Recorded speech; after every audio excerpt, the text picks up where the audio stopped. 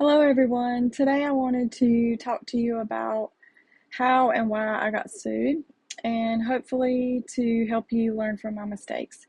Three things that I want you to get out of this video is trust your gut instinct, read your agreements or get a lawyer to do it for you, and fail fast.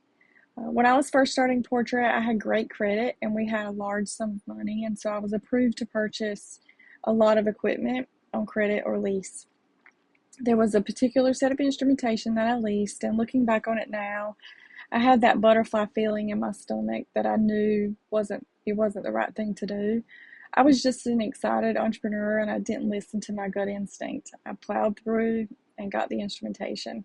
After a few months of very little sales and a lot of expenses, it quickly became reality that I could not pay for this equipment and I wasn't even really using it. So I requested that the leasing company defer payments for a few months, which they did, thankfully.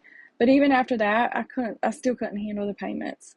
So that the equipment wasn't repossessed, I decided to relinquish the equipment. This really hurt as I felt like a failure, and there was so many other hard decisions that I was having to make during that first year just to stay alive. It really made me feel like I was being punched in the face over and over again.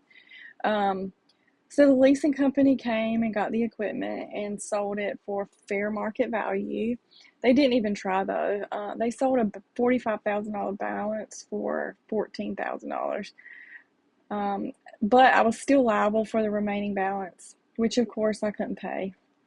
After about 9 months later, I was summoned and they sued me for the remaining balance.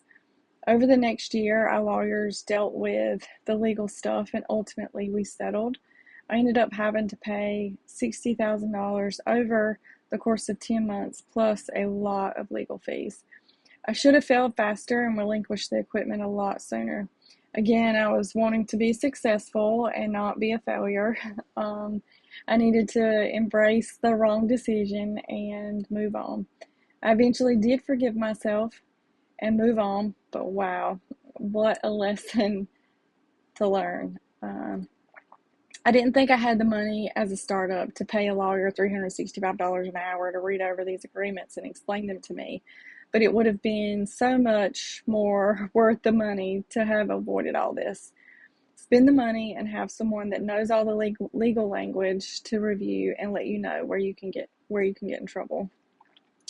So to recap, trust your gut. If it doesn't feel great, don't do it. Spend the money to have a lawyer and read your agreements before you sign them and fail fast. Suck it up and do the hard thing to make it right.